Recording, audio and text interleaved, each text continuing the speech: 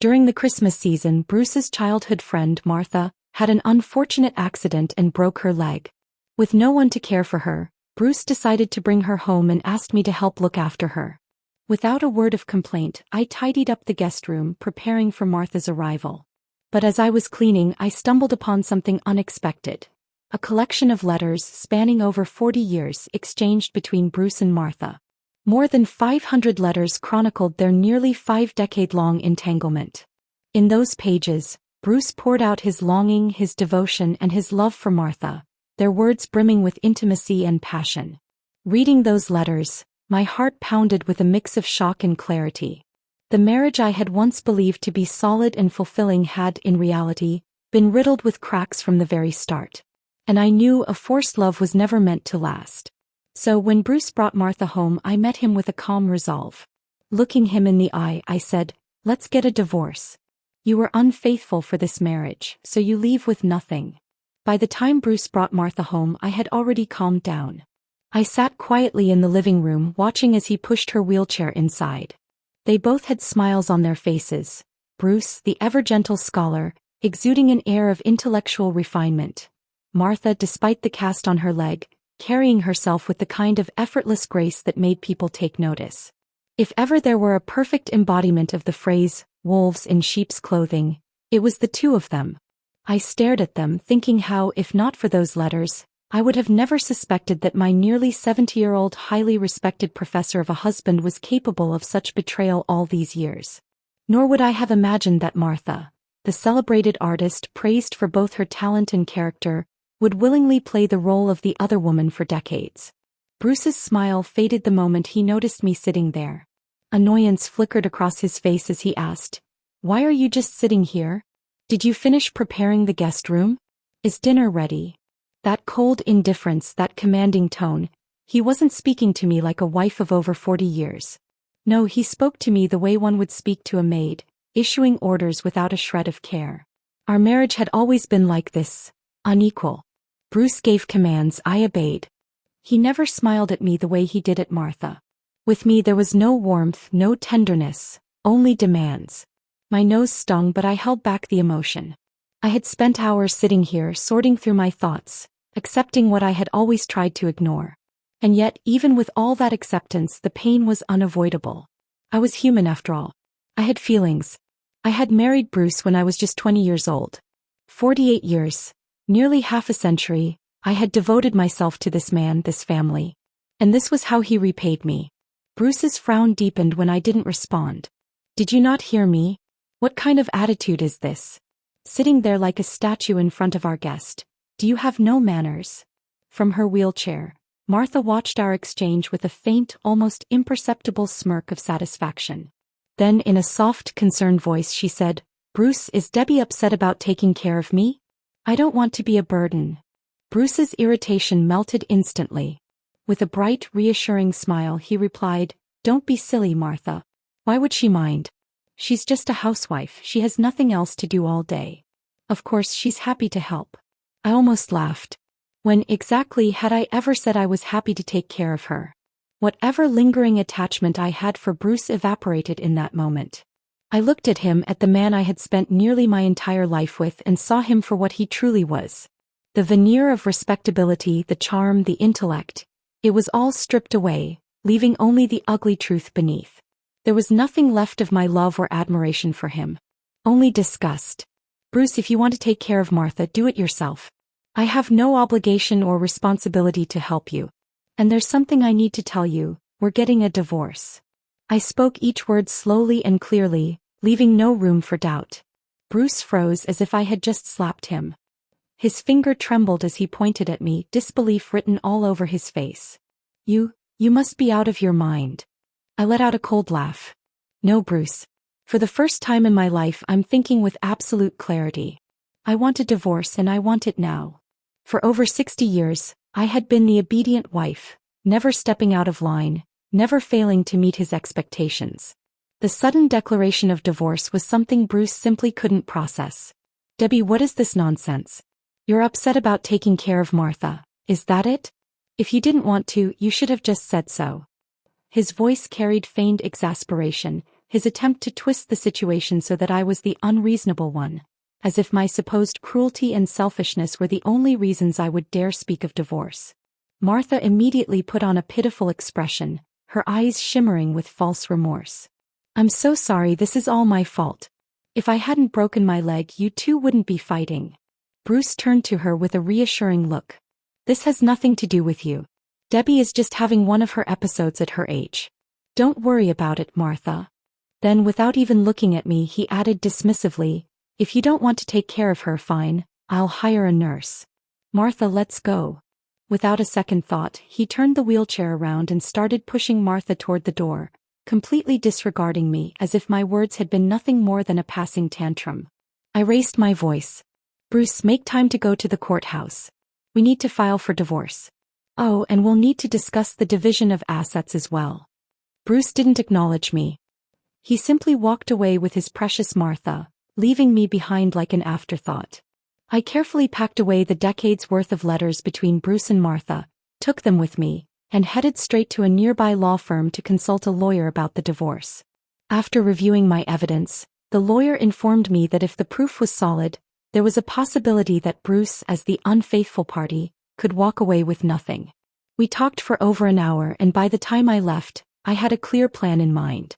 Bruce had shown no mercy, but I wouldn't be as heartless as him, not for his sake but for our children. Eddie and Sandra had built successful lives of their own, each with thriving careers and families. I didn't want this divorce to turn into a public spectacle that could affect them. As long as Bruce agreed to the separation, I wouldn't go out of my way to destroy him. I stored the evidence in a safe place, took a copy of the drafted divorce agreement and returned home. The moment I walked through the door, I saw Eddie and Sandra sitting on the couch, their expressions grim. Eddie was the first to speak, his tone sharp with frustration.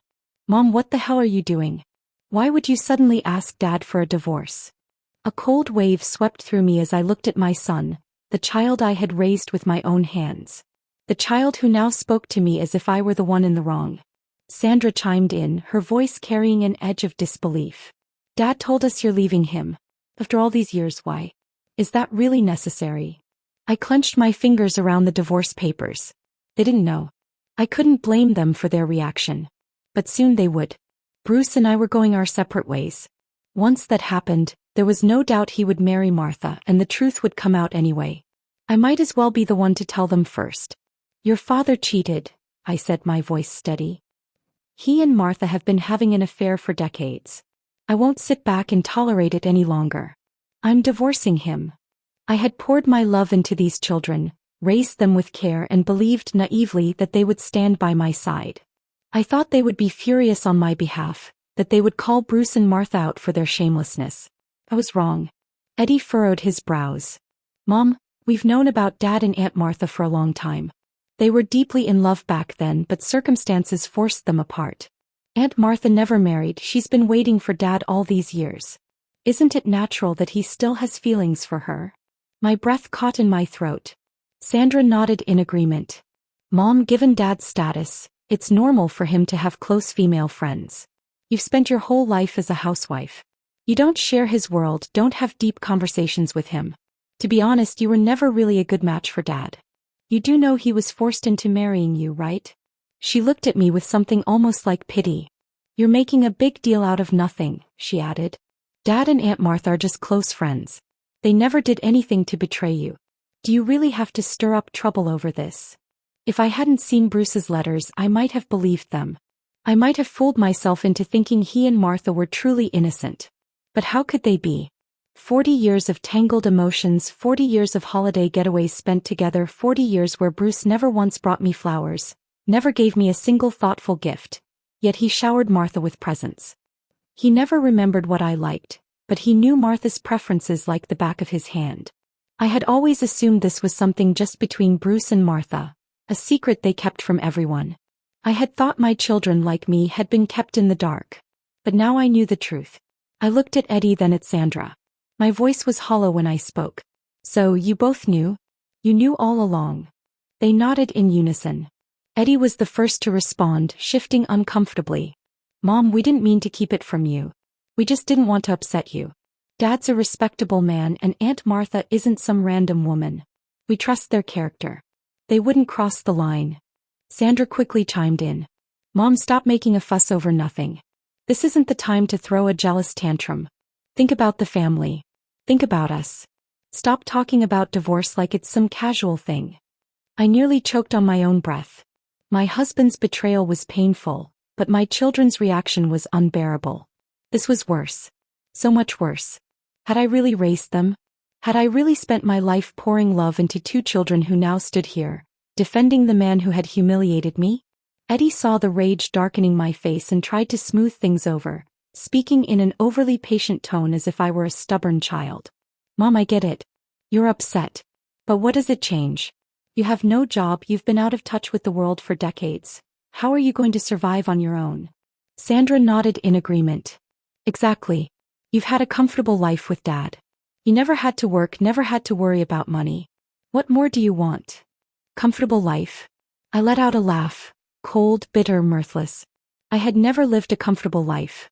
I once had a promising career, but Bruce's parents were in poor health, and he needed to focus on his work. So I gave it up. I stayed home to take care of them. Then we had children and I devoted myself to raising them. By the time they were grown, there were grandchildren to look after, school pickups and drop-offs, meals to cook. For 60 years I had never lived for myself. I had always been someone's daughter, someone's wife, someone's mother, someone's grandmother. Never, not once, had I simply been me. And I had never complained. I had believed, foolishly, that my sacrifices were seen and appreciated. That my love was understood. But to them I had been enjoying life. Tell me, what kind of luxury is waking up before dawn to make breakfast? What kind of privilege is scrubbing floors, washing clothes, running errands, preparing meals day after day, year after year? In 40 years I had never traveled, never seen a movie in a theater, never attended a concert. I was nothing more than a glorified maid, and even maids at least got paid. I had nothing. I stared at my children, my face frozen in an expression of utter disbelief. Eddie, sensing he might have gone too far, softened his voice. Mom, look, if you don't want to take care of Aunt Martha, that's fine. Dad can hire a nurse. Just don't make this into a big scene. You've lived here for so long. Do you really want the neighbors gossiping about you? Gossiping about me? They thought I was the embarrassment? Eddie continued, just call Dad, apologize, and let's move past this. My hands trembled with rage. Sandra added, I actually need Aunt Martha's help with something. Mom, even if you don't care about Dad, at least think about me. Don't make her hate us. Just call Dad and say you're sorry. Then, before I could react, they dialed Bruce's number, shoved the phone into my hand and waited. For 40 years, whether I was right or wrong, I had always been the one to apologize first. I had always been the one to bow my head. And now they expected me to do it again. Expected me to apologize to the man who had spent his life loving another woman. The man who had written love letters to her while treating me like a shadow. While he had been traveling the world with Martha enjoying themselves, I had been trapped in the walls of this house, invisible, unimportant. And they still expected me to lower my head. My heart felt barren. I looked at my son and daughter, the very children I had poured my love into, raised with my own hands, now treating me like a stranger. The moment they had grown up and built lives of their own, I had become nothing to them. Maybe now that they earned their own money, they looked down on me, the mother who had stayed at home. Not only did they have no respect for me, but they saw me as weak, as someone to be dismissed and trampled over. I glanced down at the phone they had shoved into my hand. From the other end, Bruce's cold voice came through. What for? Under Eddie and Sandra's expectant gazes, I spoke clearly, enunciating every word. Bruce, I'm telling you again, I want a divorce. Come over now so we can settle it. Bruce didn't take me seriously. He brushed me off with a few half-hearted scoldings before hanging up. Eddie and Sandra, seeing that I was resolute, shook their heads in exasperation. To them I was being unreasonable. They didn't stay long. They had no interest in standing by me. And just like that I was alone. I sat on the couch, staring at the emptiness around me, a bitter laugh escaping my lips. My whole life, what a joke. What a pathetic, pitiful existence. But self-pity wouldn't get me anywhere. There was no one to turn to, no one to share my grief. I had only myself. And for the first time in my life I was going to fight for me. Bruce hadn't made a single move. He probably thought I would cave, that I would swallow my pride like I always had. Too bad for him. I had no intention of backing down. Not this time and not forever in the future. I gave him a week. 7 days passed and he never showed up, never called. He thought he could ignore me, that I would come crawling back. He was wrong. I started packing. Eddie and Sandra had proven themselves to be just as cold and selfish as their father. I had once worried about protecting them, about keeping the divorce quiet for their sake. But after that conversation I saw how foolish I had been. In this house I was nothing. No one cared about me. So why should I keep trying to protect people who treated me like I was invisible? I wasn't just going to divorce Bruce. I was going to make sure he walked away with nothing. Box by box I packed up his things. It was only as I sorted through the house that I realized just how much of it belonged to him. His clothes, his shoes, his books, his belongings filled dozens of boxes, covering the living room, stacking up in the hallway. And then there was me. In over 40 years I barely had anything to call my own. No fine clothes, no treasured possessions. Just a lifetime of service, of sacrifice, of making sure everyone else had what they needed. By the time I was done, the house felt different. Lighter. Freer. The next morning I called Bruce. "I've packed up your things," I said, my voice calm. "You can come pick them up or send someone to do it." He exhaled sharply, already irritated. "Debbie, do you really have to be this unreasonable? All I asked was for you to help take care of Martha for a few days. You've taken care of people before. Why are you making such a big deal out of this?" Even now he stood on his pedestal looking down on me. I had no patience for his nonsense. "I'm only holding on to your things for 3 hours. If you don't come get them, I'm throwing them out. Oh, and by the way, the house is mine. The assets too." Bruce didn't even let me finish before he exploded in rage, cursing before slamming the phone down. I couldn't care less how Bruce would deal with things at this point. Sitting in the living room, I began calculating the finances of my marriage to him. I didn't know all the details, but I knew there were 3 properties and 2 cars. Bruce, a renowned professor, had a high salary with substantial bonuses and awards. I carefully added everything up step by step. The 3 hours flew by. No sign of Bruce. I made a call to a company to come collect the old items. As they were about to load his books and papers onto the truck, Bruce finally showed up. He stopped the movers, yelling furiously, "Stop! Stop right now!" Then he turned to glare at me with rage. "Debbie, you've gone too far." I looked at him coldly, replying, "I warned you. You came too late. You're impossible." Bruce shouted, pointing a trembling finger at me. The person he had always oppressed, the one who had never dared raise her voice, was now something entirely different. Finally, Bruce began to truly see me. He spoke. "Fine, if you're so determined, let's talk about the divorce." Of course, I thought. We needed to have this talk. We sat down on opposite sides. I handed him the divorce papers. "Everything's in order. Just sign here." Bruce took the papers and began to read. When he reached the section about the division of assets, his eyes widened. You want everything?" he stammered. "Debbie, how dare you?" I smiled bitterly. "You cheated on me, Bruce. Martha is the one who committed the wrong, and with all these evidences I had, what do you expect to happen or argue? The guilty party doesn't get a penny. You leave with nothing." As I clearly laid out the facts, naming Martha as the guilty party, Bruce's face turned a deep shade of red. He opened his mouth to argue, but I didn't hesitate. I slammed a stack of documents onto the table in front of him. Bruce picked up the papers and his face drained of color as he scanned the contents. His hands shook as he pointed at me, barely able to speak. How do you have these?"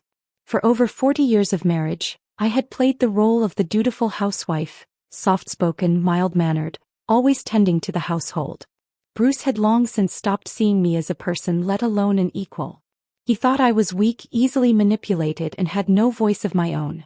But I wasn't just some docile woman. I had once been a brilliant student from a family of intellectuals. My parents were professors. Bruce, on the other hand, had come from nothing. He had grown up with nothing but a small farm to his name, and when he met me he was a student of my father. Bruce had his eyes on my family's wealth and influence, not just me. He had separated from his true love intendedly, Martha, to marry me, all in the hopes of using my family's connections to propel his career. I had fallen for him not just because of his ambition but because of his charm, his drive, and his apparent kindness. I had thought he was a good man, but I was wrong. I had built him up in my mind to be perfect when he was anything but a poor student.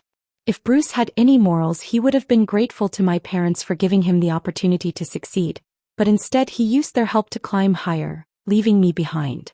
After our marriage, I did everything to support him. I quit my job to care for his parents and maintain our home so he could focus on his career. If he had any sense of responsibility, he would have left Martha behind and shared his life with me. But Bruce didn't care about responsibility, he was too greedy. He took advantage of my family's support and used me as a servant, treating me like nothing more than a caretaker while he romanced other women. He thought I was trapped, that I would never leave, and I had kept quiet for so long because of love. I had devoted my life to him out of love, but now I saw the truth. Bruce had never loved me. So why should I continue to bear this? Over the years, Bruce and Martha had been careless in their affair, flaunting their love while going on vacations together, enjoying their time without a care in the world, forgetting to cover their tracks. But I, using the letters Bruce had written to Martha, had traced their steps over the past 2 years. Last Christmas they had gone skiing in the mountains, and this July they had vacationed on an island, taking plenty of photos.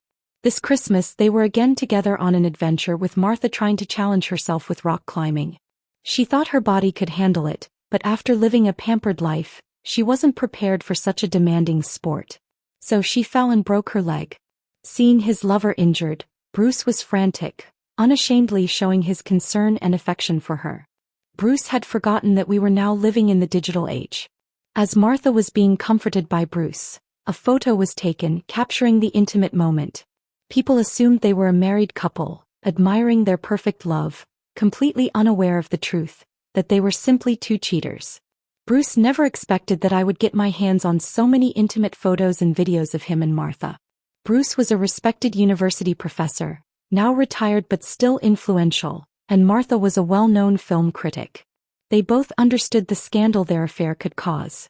Bruce tried to talk to me, softening his tone, saying, "I just can't let go of Martha. Nothing ever happened between us." Before he could finish, I interrupted him sharply. "Don't lie to me, Bruce. If you were a man with any dignity, you wouldn't be so tangled up in this. I won't give you any chances. Divorce is non-negotiable."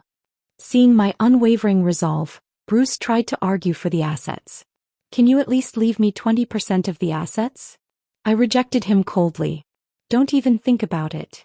I looked at him, each word deliberate. "The divorce is final and you leave with nothing. As for your affair with Martha, I won't expose it, but if you do anything to harm me, you know the consequences." Bruce knew the consequences all too well. He had enjoyed years of praise and recognition and couldn't bear the thought of being publicly shamed. In the end, he signed the divorce papers. Once Bruce left, Eddie and Sandra arrived soon after. They stormed in, furious. "How can you be so heartless? So greedy?" they demanded. Their tone was as if I had committed some unspeakable crime. They bombarded me with accusations. "You want him to leave with nothing? What have you contributed? This house, all of it, is the result of our dad's hard work. How can you be so vicious toward him? Doesn't your conscience hurt?" I couldn't help but laugh at their righteous anger, my voice calm as I said, "You want to talk about conscience? Fine, let me ask you, where is your conscience?" I sneered. "From the time you were born, did your father ever take care of you for even a day? Did he ever cook a meal, wash your clothes, or even drive you anywhere? Well, that's all been me, the person with no conscience." They were stunned into silence.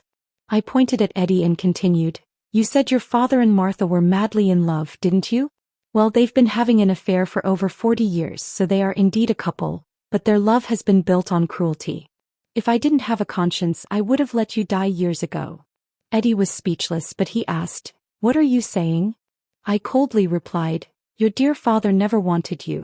After he found out I was pregnant, he kept making excuses for why I should get rid of you." I continued, "I never understood why you and your father wanted to stay childless, but now I see it. He had already made up his mind to stay with Martha, and he never wanted a burden like you. This is the true face of the father you respect so much." Eddie shook his head in disbelief. "This can't be true. You're lying. My dad isn't like that." I smiled bitterly. "Well, you don't want to believe me. Fine, but the truth doesn't matter to you, does it? All you care about is the money." Flustered, I waved them off. "Just leave. I don't want to see you anymore." But neither Eddie nor Sandra moved. Eddie said, Mom, what are you going to do with all that money? You don't understand how to manage it, you don't know business. If you get scammed, it'll be a disaster. Sandra chimed in. You won't remarry, will you? There are so many people out there trying to marry for money. We're just worried about you. We think it's better if we help manage the money for you. Now I understood their real intention. I laughed, a cold, cruel laugh. So you want the money, huh? Just like your father, so selfish. You're exactly like him. When they had helped others hurt me, I had already given up on them. Want my money? They were dreaming. I would donate every penny to charity before I gave them a cent. After threatening to call the police, Eddie and Sandra were finally driven out of the house. They had no loyalty or sense of family, so I had no reason to indulge them any longer. Once they were gone, I immediately put the house up for sale. From now on, I would sever all ties with them. As I was in the process of selling the house, I began looking for a new one. The current house was too large for me to live alone. It felt too empty. I decided to buy a more manageable apartment, around 100 square meters. It didn't take long to find one I liked, and once I purchased it, I went out to enjoy a celebratory dinner. That's when Martha reached out to me. She put on a false, innocent tone and began to explain. Debbie, I know there's been some misunderstanding between you and Bruce recently because of me. Is it because of me that you want to divorce him? Bruce and I haven't done anything, you have to believe me. I honestly didn't know where she found the nerve to come to me with this explanation. For 40 years she had been sneaking around with Bruce, doing despicable things behind my back. If Martha had even the slightest bit of dignity, she would never have shamelessly destroyed my family like this. But of course I wasn't going to indulge her in her audacity. I cut her off, saying, "Oh, so you're telling me that after all these years, you've received gifts from Bruce, traveled with him all over the world, but you didn't know those gifts were bought with money? You didn't know the hotel stays and meals cost money? You didn't know that the money you spent was part of the shared assets between Bruce and me, the legal wife? You know exactly what you've done, and now you have the nerve to explain yourself? You're stealing." Seeing I wasn't giving her an inch, Martha couldn't maintain her composure any longer. She said, "I admit that Bruce and I became close because of work, but there's nothing between us. He's been married to you for decades. How could you let him leave with nothing?" I shot back, "Listen, Martha, just because I promised Bruce I wouldn't expose your affair, it doesn't mean I'm going to show you mercy. You know exactly what you've done. So stop pretending to be anything more than Bruce's mistress. Don't come near me. I'm not Bruce. I won't tolerate you." Martha's anger flared, her voice rising with each word. "No wonder Bruce always said you had no sense of fun, that all you cared about was money. Debbie, you're the most vulgar and scheming person." I smiled, responding calmly, "You two must be so noble, huh? You don't like money, but you wear gold, live in a mansion and drive luxury cars. You don't love money, but you're here begging me not to make Bruce leave with nothing. You better think carefully. You're the one asking me, not negotiating terms with me." Martha was fuming, unable to contain her rage but still trying to provoke me. "Debbie, you're so pathetic. Your husband doesn't want you, your kids despise you. You've been a joke for all these years." This last statement was exactly what Martha wanted to say all along. My children had firmly sided with her and Bruce, supporting her every word. Martha felt smug, thinking that her little victory over my children would make me furious. But I was as calm as ever, my voice steady as I replied, "Ungrateful children? If you're happy with them, then I'm happy to give them to you. I hope you can keep laughing like this for a long time." Martha, seeing that her words had no effect on me, grew restless. She constantly posted more pictures of her and Bruce, showcasing their intimate moments. She also shared more videos and photos of herself with Eddie and Sandra, trying to flaunt their closeness. But honestly, I felt nothing when seeing all these. As the days passed, my divorce hearing with Bruce soon arrived. I woke up early and headed straight to the courthouse. The past month had been blissful for me. I bought a new house, decorated it according to my style and moved in. I no longer had to wake up early to prepare breakfast for the family. I slept until I naturally woke up. I didn't need to stress over dinner, cooking different meals to satisfy everyone's taste. During this time I was free. I ate what I wanted, slept when I felt like it, and spent my free time buying clothes, getting beauty treatments, learning flower arrangement, painting and playing the piano. Life was easy and carefree. I gained a few pounds, but my energy and spirit were at an all-time high. In contrast, Bruce seemed like a shell of himself. His shirt was wrinkled and stained, his beard had grown out and he hadn't bothered to shave, and his eyes were empty. Seeing him like this almost made me laugh out loud. As for Martha, after I had upset her during our last conversation, she had been sending me daily updates on her and Bruce's so-called romantic moments. When I had been with Bruce, I was the one who worked tirelessly, caring for him like a devoted servant while Bruce did nothing. But now that he was with Martha, things had completely changed. Martha, with her leg injury, relied on Bruce to feed her, bring her tea, bathe her, and assist her in every way. Martha enjoyed being pampered, but Bruce, who had never done a single household chore in his life, was clearly struggling. This month had made Bruce realize something. The woman he had dreamed of for so long, Martha, wasn't as perfect as he had imagined. She was no longer the unattainable beauty he had idealized. She was just an ordinary woman. She needed food, used the bathroom, didn't wear makeup, and had no thick layers of foundation to hide her flaws. She couldn't look pristine and glamorous for him anymore. Bruce finally understood that Martha was just like any other woman. Her skin sagged and the wrinkles around her eyes were more noticeable than before. She didn't care about what Bruce thought. She was stubborn and didn't show him the respect or care he felt he deserved. What he had wanted so badly now felt different. Bruce regretted everything and even tried to convince me to reconsider the divorce. What a dreamer. I didn't hesitate for a second as I signed the papers. When I walked out of the courthouse, I couldn't help but hum a happy tune. I was finally free and at peace. Bruce, on the other hand, was facing the reality of caring for Martha during her lengthy recovery. His struggles had only just begun. After receiving the divorce certificate, I booked a tour group and started traveling the world. I didn't delete Martha's contact information. I continued to keep an eye on her, watching as she flaunted her relationship with Bruce. As the saying goes, a long illness makes for an ungrateful child. And Bruce certainly wasn't a model of filial piety. He had lived a life of luxury for decades, serving Martha like a mule. Now he was finding it difficult. He had to play along, acting for Martha in front of the camera, pretending to be happy for the world to see. I could only imagine how uncomfortable that must be for him. I knew what Martha was up to. She wanted me to see her so-called happiness. But happiness isn't something you can simply show off. It's like wearing shoes. Only the wearer knows if they fit properly.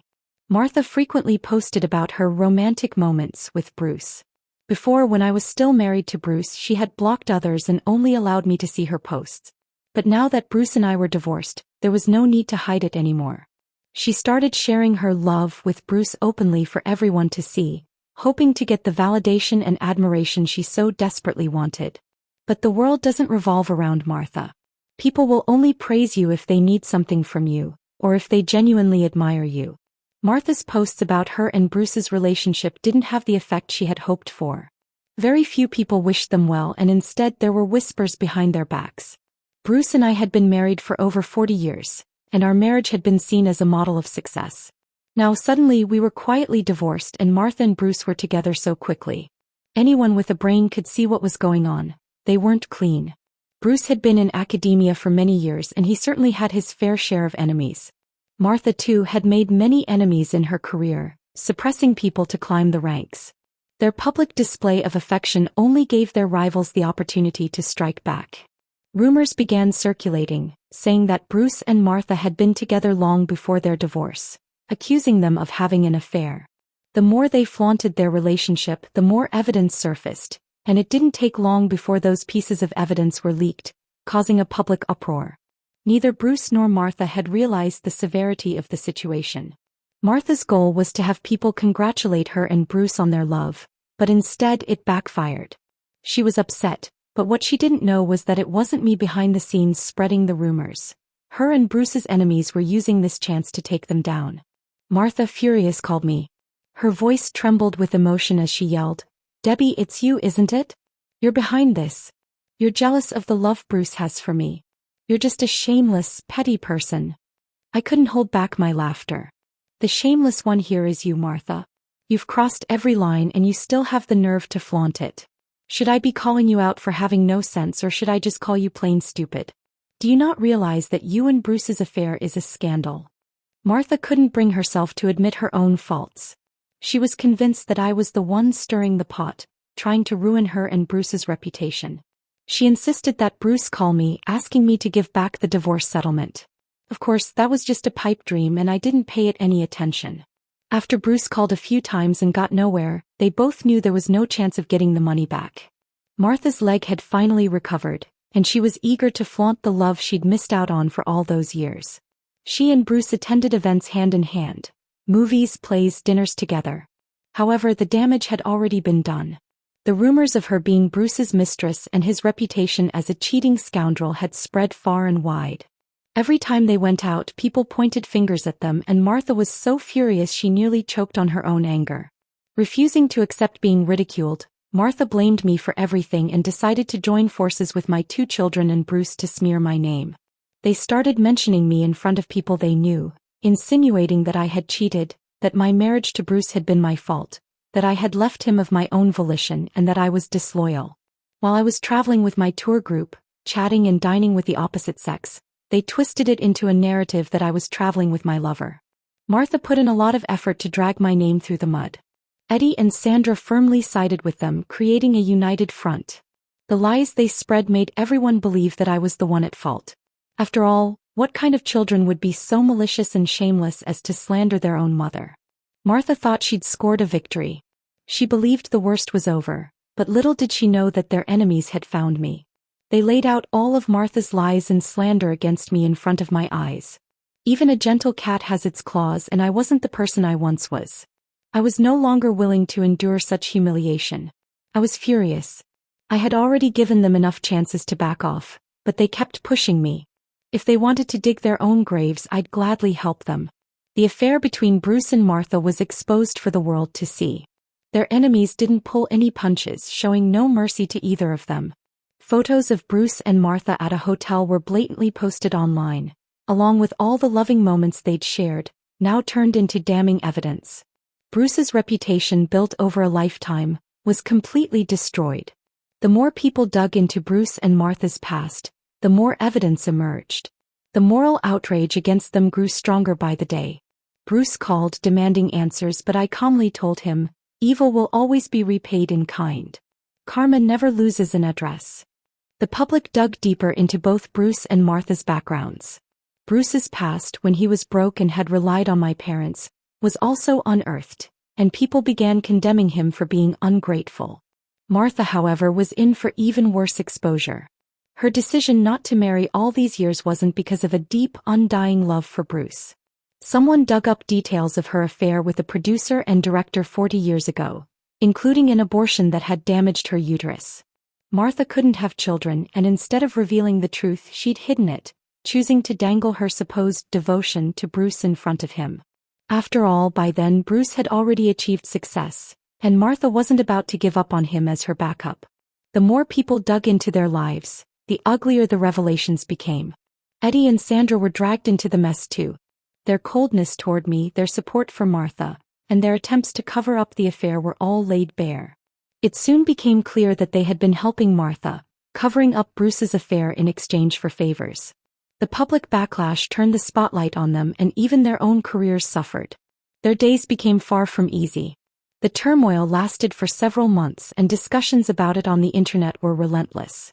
Every comment seemed to weave my name into a new narrative, every discussion piling on another label for me. But I paid little attention, nor did I feel the need to explain myself. To me it had long ceased to matter. Life goes on, and in the end, it's my journey to walk, while others' opinions are but the voices of bystanders. I continued my journey, having just wrapped up a visit to a small town in southern France, and soon after embarked on my global travels. A year passed in the blink of an eye, and not even the shadow of regret lingered within me. That year of travel was undisturbed. No one interrupted my freedom, no one could take a piece of it away from me. I wandered through different countries and cities. Each morning I woke to feel that liberating sense of boundless freedom. When I arrived in a small town in Norway, the cold winter air brought with it a refreshing sharpness. Wrapped in a thick coat, the chill didn't bother me, for my heart had already warmed with a quiet peace. I sat by the window in a quaint café, savoring Norwegian salmon roe, letting each bite, filled with the taste of the ocean, linger on my tongue. My phone buzzed constantly, but I chose to ignore it. In that moment the world seemed to stop, and it was just me with the view before me. Suddenly my phone lit up with a message. It was from Sandra, short and cold. Mom, Dad's in the hospital. He's been diagnosed with cancer, terminal. He doesn't have much time left. Can you come see him? I stared at the message, feeling no stir of emotion. I took a deep breath, my finger sliding across the screen, ultimately choosing to delete it. The answer was simple. No. I'm not a cold-hearted person, nor someone who doesn't understand human emotions, but I'm just a normal person. I know too well the pain of betrayal, of deception, and of those who have hurt me. The love I once knew had long been overshadowed by these betrayals. I would no longer easily forgive those who had disrupted my life, especially Bruce and Martha. Their suffering and regret were no longer my concern, and I had no obligation to shoulder their burden.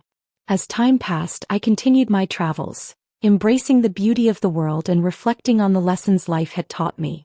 Meanwhile, my phone was still flooded with messages about Bruce's worsening health, Sandra's anxious messages, and more. But all of it felt like passing smoke, easily brushed aside without stirring my heart. Half a year later, I returned home. As I stepped off the plane, I received yet another message from Sandra. Mom, Dad has passed away. I felt no reaction. I didn't reply. They no longer held any place in my life. Bruce's death didn't stir a shred of guilt within me, nor did it add any weight to my journey. I had long since stepped out from their shadows and had found my own light. I gently tucked my phone away, gazing at the bustling crowd in the airport terminal. A quiet smile spread across my face. All that had passed was gone, and all the pain had lost its meaning. Now I was living my life, truly mine, free from constraints, free from sorrow, only joy, freedom, and infinite possibilities. Life continued, and so did I, the one who now lived only for herself. This is Martha's story. Memories often come rushing back on quiet nights, like an unhealable scar that resurfaces time and again. At that time, I was just a young girl from a poor family, with a hint of naivete in my eyes, yet a heart full of ambition and defiance. Every time I stood before a mirror and saw my ordinary face, I felt a pang of unease. I knew, compared to the daughters of prominent families, I was always missing that one thing, the innate radiance that seemed to come so effortlessly to them. Then Bruce appeared, like a stone cast by fate into the water of my life. At that time, he was a rising star in the academic world, charming, brilliant, and nearly universally known. He not only commanded my admiration, but also ignited a deep desire in me to stand by his side. My family was struggling. I was the only one in my family to attend college, and every penny was either a scholarship or came from my family's hardship. Bruce, on the other hand, was the talented scholar, with knowledge as vast as the sea and a presence that could not be ignored. His every move radiated a kind of aura I could not resist. We shared similar ambitions and ideals, though our backgrounds were vastly different. I knew, deep down, that I depended on him. He could open doors to a broader world for me, and I longed for that innate prestige that came with being by his side. But time is a double-edged sword. We used to study together in the library, discuss academics, and dream of the future. But slowly, Bruce's attention started to shift away from me. He became busier, more distant, and more withdrawn. In the end, his gaze was no longer filled with hope for the future, but rather with the resignation to compromise with the reality of life. Debbie, that gentle, family-oriented woman, became the wife he eventually chose.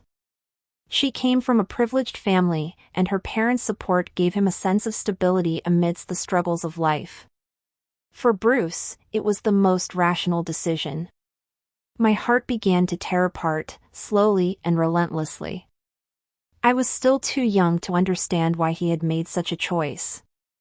My jealousy deepened, and even though I knew my own humble background, I could not accept it. For years, Bruce remained my emotional anchor. Even though he had Debbie and was a husband to her, our intellectual companionship never truly faded. We occasionally met, and in those conversations, I could still feel the familiar reliance between us. I knew, deep down, that he could never forget me. In some corner of his heart, there would always be a space reserved for me. With Bruce's help, my career gradually began to flourish. As an artist with some standing in the film industry, I relied on his resources and used his influence in the academic world to make my way into the core of the art scene. Bruce's fame became the stepping stone that allowed me to rise to the top. At every art exhibition and film release, I made sure to stand by his side, making sure everyone could see the unspoken connection between us. But these outwardly glamorous moments concealed the emptiness and fear that gnawed at me. I could never bear children, this was my lifelong pain. I knew Bruce could never give me a complete family. So, I started to find substitutes in Debbie's children. Her son, just entering the workforce, was full of uncertainties, while her daughter was rising steadily in society, becoming a prominent figure. I could not miss a single opportunity to involve myself in their lives. I began to spend more time with Debbie's children, showering them with care and offering them artistic support. It seemed they were willing to accept the resources I had to offer, and slowly, my sense of possessiveness began to grow stronger. I no longer wanted to be a mere observer, I wanted to be a part of their lives, just as Debbie once did with Bruce. I wanted to control them completely. My reliance on Bruce slowly transformed into manipulation. Whenever I felt insecure, whenever I feared being forgotten, I would cleverly guide him back into my world with carefully chosen words. Our relationship, though sometimes awkward, became my lifeline.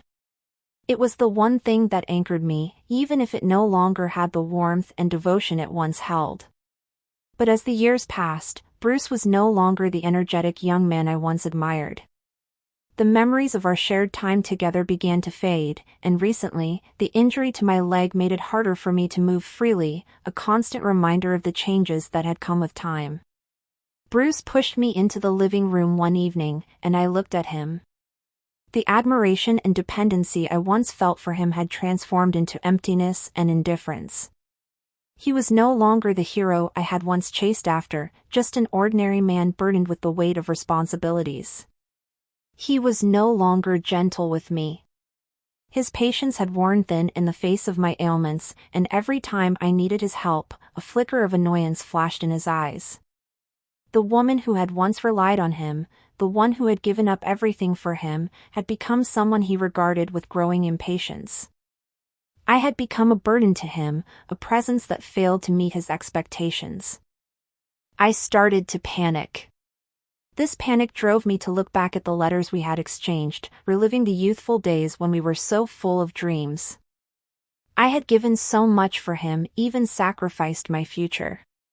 But now, he was indifferent and cold. I began to wonder if it had all been a dream, perhaps everything had been a self-made illusion, and the reality that awaited me was barren. When the secrets of our relationship were exposed, the public began to gossip. I had once wondered what kind of ending our love would have, but I had never imagined it would end in such a disgrace. In that moment, I felt that all my efforts had been for nothing. I took the letters we had exchanged, my gaze unfocused, and gently burned them, letting the flames consume them, as though by doing so I could erase the pain in my heart. Staring at my reflection in the mirror, I whispered to myself, I deserve this loneliness. Over the years, I had greedily sought to possess everything, but in the end, I had lost the most precious thing of all, myself. I had once been a girl chasing after dreams, filled with longing and hope for love. But now, all I had left was emptiness and endless regret. I had once thought of myself as the victor in the game of fate, but now, I saw that everything had been nothing more than a mirage I had created. Bruce, Debbie, everyone who had once been a part of my life, would eventually leave me. My life, it seemed, was destined to be a tragedy, a story of greed and inferiority, a tragedy I had written for myself.